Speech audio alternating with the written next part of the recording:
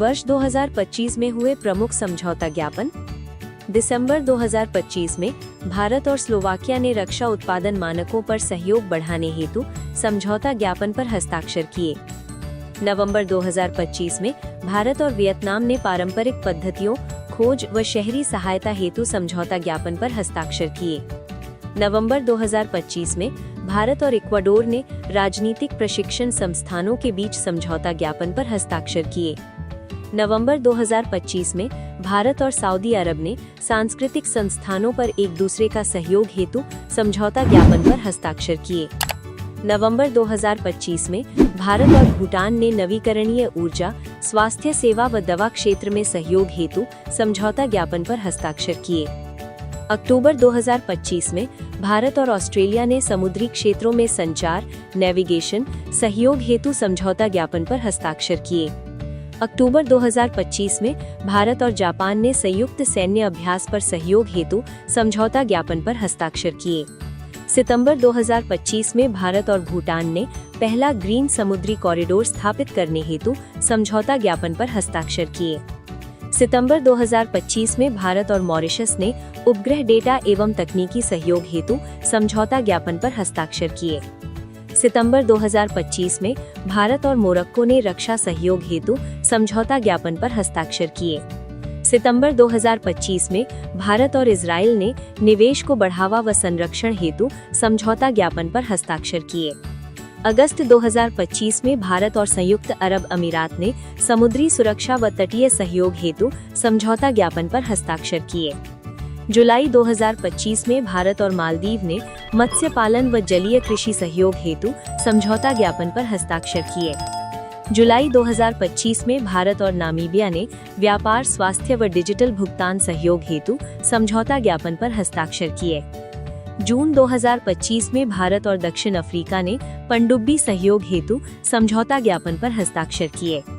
जून 2025 में भारत और नॉर्वे ने भारत के पहले स्वदेशी विद्युत अनुसंधान पोत निर्माण हेतु समझौता ज्ञापन पर हस्ताक्षर किए। जून 2025 में भारत और डेनमार्क ने 2070 तक कार्बन उत्सर्जन समाप्त करने हेतु ऊर्जा सहयोग हेतु समझौता ज्ञापन पर हस्ताक्षर किए। मई 2025 में भारत और वियतनाम ने बीज सहयोग हेतु समझौता ज्ञापन पर हस्ताक्षर किए। मई 2025 में भारत और डोमिनिका ने सांख्यिकी और सरकारी 2025 और 29 सहयोग हेतु समझौता ज्ञापन पर हस्ताक्षर किए। अप्रैल 2025 में भारत और फ्रांस के बीच 26 राफेल मरीन लड़ाकू विमान 63 अरब रुपए का सौदा हुआ। फरवरी 2025 में भारत और अर्जेंटीना ने लिथियम अन्वेषण व खनन सहयोग हेतु समझौता ज्ञापन पर हस्ताक्षर किए। फरवरी 2025 में भारत और किर्गिस्तान ने सामाजिक आर्थिक विकास हेतु बहु परियोजना सहयोग हेतु समझौता ज्ञापन पर हस्ताक्षर किए। फरवरी 2025 में भारत और दक्षिण कोरिया ने लॉजिस्टिक्स व इंफ्रास्ट्रक्चर सहयोग हेतु समझौता ज्ञापन पर हस्ताक्षर किए। जनवरी 2025 में भारत और इंडोनेशिया ने ब्राजीलियाई कृषिज मिनरल्स से निर्यात हेतु $450 मिलियन समझौता ज्ञापन पर हस्ताक्षर किए। जनवरी 2025 में भारत और इंडोनेशिया ने गैर बासमती सफेद चावल व्यापार हेतु समझौता ज्ञापन पर हस्ताक्षर किए। हाल के वर्षों में शुरू किए गए नए दिवस। आयुर्वेद दिवस 23 सितंबर। भारत सरकार ने हर साल 23 सितंबर को आयुर्वेद दिवस मनाने की घोषणा 14 मई 2025 को की। महिला शिक्षक दिवस 3 जनवरी। तेलंगाना सरकार ने सावित्रीबाई फुले की जयंती को प्रत्येक वर्ष महिला शिक्षक दिवस के रूप में मनाने की घोषणा की। विश्व ध्यान दिवस 21 दिसंबर। संयुक्त राष्ट्र महासभा ने भारत द्वारा सह प्रायोजित एक प्रस्ताव विश्व ध्यान दिवस को सर्वसम्मति से लागू किया। नमो भारत दिवस 21 अक्टूबर। नमो भारत ट्रेन परिचालन के 1 वर्ष पूरे होने के अवसर पर इस दिवस को मनाया गया। हैदराबाद मुक्ति दिवस 17 सितंबर। गृह मंत्रालय की घोषणा के अनुसार हैदराबाद मुक्ति दिवस 17 सितंबर 1948 के उस दिन की स्मृति में मनाया जाएगा जब ऑपरेशन पोलो के तहत हैदराबाद को निजाम के शासन से मुक्त कराया गया था। संविधान हत्या दिवस 25 जून। केंद्र सरकार द्वारा प्रतिवर्ष 25 जून को संविधान हत्या दिवस के रूप में मनाए जाने की घोषणा की गई है।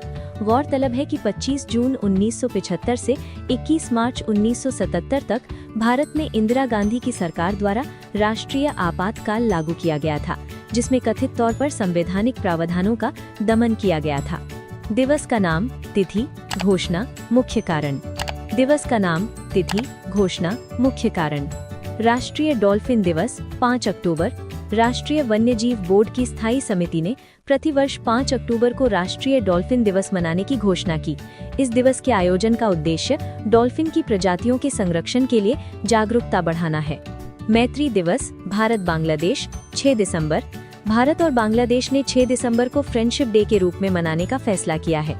इसी दिन वर्ष 2071 में भारत ने बांग्लादेश को मान्यता दी थी। राष्ट्रीय स्टार्टअप दिवस 16 जनवरी। भारत में पिछले कुछ वर्षों में स्टार्टअप की संख्या में लगातार बढ़ोतरी देखते हुए केंद्र सरकार ने 16 जनवरी को इसके लिए दिवस मनाने की घोषणा की। पराक्रम दिवस 23 जनवरी। सुभाष चंद्र बोस के 125वें जन्म दिवस को केंद्र सरकार ने पराक्रम दिवस के रूप में मनाने का फैसला किया। अब प्रत्येक साल 23 जनवरी को पराक्रम दिवस के रूप में मनाया जाएगा। वीर बाल दिवस 26 दिसंबर। प्रधानमंत्री नरेंद्र मोदी ने गुरु गोविंद सिंह के 4 पुत्रों को श्रद्धांजलि देने हेतु प्रत्येक साल 26 दिसंबर को वीर बाल दिवस के रूप में मनाने की घोषणा की। जनजातीय गौरव दिवस 15 नवंबर। भगवान बिरसा मुंडा के जन्म दिवस को अब प्रत्येक वर्ष जनजातीय गौरव दिवस के रूप में मनाने का फैसला केंद्र सरकार ने किया है। विभाजन विभीषिका स्मृति दिवस 14 अगस्त। प्रधानमंत्री नरेंद्र मोदी ने 14 अगस्त को प्रतिवर्ष विभाजन विभीषिका स्मृति दिवस के रूप में मनाने का निर्णय लिया, क्योंकि इसी दिन भारत तथा पाकिस्तान का विभाजन हुआ था। अंतर्राष्ट्रीय आलू दिवस 30 मई। संयुक्त राष्ट्र महासभा ने आलू के विविध पोषण संबंधी, आर्थिक, पर्यावरणीय और सांस्कृतिक मूल्यों के बारे में जागरूकता बढ़ाने के लिए 30 मई को अंतर्राष्ट्रीय आलू दिवस के रूप में घोषित किया है। विश्व फुटबॉल दिवस 25 मई। संयुक्त राष्ट्र महासभा ने प्रत्येक वर्ष 25 मई को विश्व फुटबॉल दिवस के रूप में मनाने का प्रस्ताव पारित किया है। अंतर्राष्ट्रीय मारखोर दिवस 24 मई। संयुक्त राष्ट्र महासभा ने 24 मई को अंतर्राष्ट्रीय मारखोर दिवस के रूप में मनाने की घोषणा की है। मारखोर को पेंच सींग वाली बकरी यानी जंगली बकरी के रूप में भी जाना जाता है। ये पाकिस्तान का राष्ट्रीय पशु है। विश्व बास्केटबॉल दिवस 21 दिसंबर। संयुक्त राष्ट्र संघ ने 21 दिसंबर 2023 को पहला विश्व बास्केटबॉल दिवस मनाने की घोषणा की। नो नॉनवेज डे 25 नवंबर। उत्तर प्रदेश सरकार ने साधु TL वासवानी की जयंती के अवसर पर 25 नवंबर को मांस रहित दिवस घोषित किया है। राष्ट्रीय अंतरिक्ष दिवस 23 अगस्त। चंद्रयान 3 के चंद्रमा के दक्षिणी ध्रुव पर सफल लैंडिंग होने के उपलक्ष्य में प्रतिवर्ष 23 अगस्त को प्रधानमंत्री नरेंद्र मोदी ने राष्ट्रीय अंतरिक्ष दिवस के रूप में मनाने की घोषणा की। स्वतंत्र वीर गौरव दिवस 28 मई। महाराष्ट्र सरकार ने प्रत्येक साल VD सावरकर की जयंती को 28 मई को स्वतंत्र वीर गौरव दिवस के रूप में मनाने की घोषणा की। समर्पण दिवस 11 फरवरी। पंडित दीनदयाल उपाध्याय के पुण्यतिथि के उपलक्ष्य में 14th चैप्टर में वर्ष 2025 में सरकारी और निजी उपक्रम में बने नए ब्रांड एम्बेसडर की एक इम्पोर्टेंट लिस्ट प्रस्तुत की गई है। पारादीप फॉस्फेट्स लिमिटेड PPL के नए ब्रांड एम्बेसडर हैं राहुल द्रविड़। यूनिसेफ इंडिया बच्चों के अधिकार के नए ब्रांड एम्बेसडर हैं कीर्ति सुरेश। T20 पुरुष क्रिकेट विश्व कप 2026 के नए ब्रांड एम्बेसडर हैं Rohit Sharma. English Premier League Bharat के नए ब्रांड एम्बेसडर हैं संजू सैमसन। हरियाणा राज्य महिला आयोग के नए ब्रांड एम्बेसडर हैं शेफाली वर्मा। केंद्रीय स्वास्थ्य एवं परिवार कल्याण मंत्रालय पहली मानसिक स्वास्थ्य राजदूत के नए ब्रांड एम्बेसडर हैं दीपिका पादुकोण। अंतर्राष्ट्रीय ओलंपिक समिति मानसिक स्वास्थ्य राजदूत के नए ब्रांड एम्बेसडर हैं अभिनव बिंद्रा। विकसित भारत विजन 2025 के नए ब्रांड एम्बेसडर हैं Shubhanshu Shukla. Levi's global brand ambassador के नए ब्रांड एम्बेसडर हैं आलिया भट्ट। बिहार चुनाव स्वीप आइकॉन के नए ब्रांड एम्बेसडर हैं नीतू चंद्रा एवं क्रांति प्रकाश झा। नमो युवा रन अभियान के नए ब्रांड एम्बेसडर हैं मिलिंद सोमन। जोमैटो के नए ब्रांड एम्बेसडर हैं शाहरुख खान। झारखंड राज्य पर्यटन के नए ब्रांड एम्बेसडर हैं महेंद्र सिंह धोनी। ऑस्ट्रेलिया पर्यटन अभियान के नए ब्रांड एम्बेसडर हैं सारा वेडुलकर। ओडिशा सरकार हथकरघा उद्योग के नए ब्रांड एम्बेसडर हैं माधुरी दीक्षित। डेटॉल कंपनी के नए ब्रांड एम्बेसडर हैं महेंद्र सिंह धोनी। कर्नाटक वन विभाग राजदूत के नए ब्रांड एम्बेसडर हैं अनिल कुंबले। ऑडी इंडिया के नए ब्रांड एम्बेसडर हैं Neeraj Chopra. World para athletics के नए ब्रांड एम्बेसडर हैं Kangana Ranaut. Maldives global brand ambassador के नए ब्रांड एम्बेसडर हैं कैटरीना कैफ। फेडरल बैंक के नए ब्रांड एम्बेसडर हैं विद्या बालन। टाटा मोटर्स के नए ब्रांड एम्बेसडर हैं Vicky Kaushal. Fit India movement के नए आइकॉन या फिट इंडिया आइकॉन बने हैं आयुष्मान खुराना। स्केचर्स के नए ब्रांड एम्बेसडर हैं मोहम्मद सिराज, जसप्रीत बुमराह, कार्तिक आर्यन। इंडिया गेट बासमती चावल के नए ब्रांड एम्बेसडर हैं अमिताभ बच्चन। फिक्की फ्रेम्स के नए ब्रांड एम्बेसडर हैं आयुष्मान खुराना। पूमा इंडिया के नए ब्रांड एम्बेसडर हैं PV Sindhu. Kho kho world cup 2025 के नए ब्रांड एम्बेसडर हैं सलमान खान। भारतीय साइबर अपराध समन्वय केंद्र एवं I4C के नए ब्रांड एम्बेसडर हैं रश्मिका मंदाना। पत्तन, पोत परिवहन व जल मार्ग मंत्रालय के नए ब्रांड एम्बेसडर हैं मनु भाकर। मध्य प्रदेश पर्यटन के नए ब्रांड एम्बेसडर हैं पंकज त्रिपाठी। थाईलैंड पर्यटन विभाग के नए ब्रांड एम्बेसडर हैं सोनू सूद। 18वीं लोकसभा चुनाव परिणाम स्रोत ECI वेबसाइट। 18वीं लोकसभा के चुनाव की घोषणा 16 मार्च 2024 को की गई और इसके साथ ही आदर्श आचार संहिता लागू हो गई। 18वीं लोकसभा का चुनाव 19 अप्रैल से 1 जून 2024 तक 7 चरणों में आयोजित किया गया और नतीजे 4 जून 2024 को घोषित किए गए। किसी भी पार्टी को स्पष्ट बहुमत प्राप्त नहीं हुआ। कुल मतदान 65.79% रहा। इसमें डाक मतपत्र शामिल नहीं है।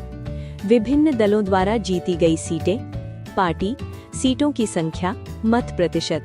Bharatiya Janata party BJP 240 36.56%। Bharatiya Rashtriya Congress INC 99 21.19%। Samajwadi Party 37 4.58%। Akhil Bharatiya Trinamool Congress AITC 29 4.37%। Dravida Munnetra Kazhagam DMK 22 1.82%। Telugu Desam Party TDP 16 1.98%। Janata Dal United JDU 12 1.25%। Lakshadweep में सबसे अधिक 84% मतदान हुआ, उसके बाद असम का स्थान रहा। सबसे कम मतदान बिहार में 56.19% दर्ज किया गया, जबकि जम्मू और कश्मीर में ये 56.58% रहा। चुने गए सांसदों की औसत आयु 56 वर्ष है। 3 सांसद 25 वर्ष के हैं और सबसे उम्र दराज सांसद DMK के TR बालू 82 वर्ष के हैं, अब 83 वर्ष के हैं। कुल 74 महिला सांसद विजयी घोषित की गई हैं, जो विगत लोकसभा चुनाव 2019 के 78 महिला सांसद से 4 कम हैं। 2019 की लोकसभा में जीते हुए 216 सांसद मौजूदा सांसद में भी चुने गए।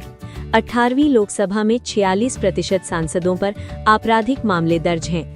इस लोकसभा में 7 निर्विदलीय सांसद, 24 मुस्लिम और 3 बौद्ध सांसद हैं। 18वीं लोकसभा चुनाव के वोटों की गिनती के दौरान इंदौर लोकसभा सीट के द्वारा भारतीय राजनीतिक इतिहास में 3 नए रिकॉर्ड दर्ज किए गए। भाजपा प्रत्याशी शंकर लालवानी की सर्वाधिक 1,22,651 वोट प्राप्त हुए। शंकर लालवानी द्वारा अपने प्रतिद्वंद्वी बसपा के संजय सोलंकी को सर्वाधिक वोटों के अंतर 1,17,592 से पराजित किया। इंदौर लोकसभा सीट के लिए सर्वाधिक 2,18,674 वोट नोटा को प्राप्त हुए। ये अब तक के किसी भी लोकसभा तथा विधानसभा चुनाव में नोटा को मिले सर्वाधिक मत हैं। नोट वर्ष 2019 में गोपालगंज बिहार में नोटा को सर्वाधिक 51,660 मत मिले थे। सूरत से भाजपा उम्मीदवार मुकेश दलाल निर्विरोध चुनाव जीते। श्री नरेंद्र मोदी पंडित जवाहरलाल नेहरू के बाद लगातार तीसरी बार प्रधानमंत्री के रूप में शपथ लेने वाले दूसरे व्यक्ति बन गए हैं। That's all for today. But video खत्म होने से पहले इस वीडियो को लाइक और शेयर कर दो। And please subscribe our channel. See you again. Goodbye.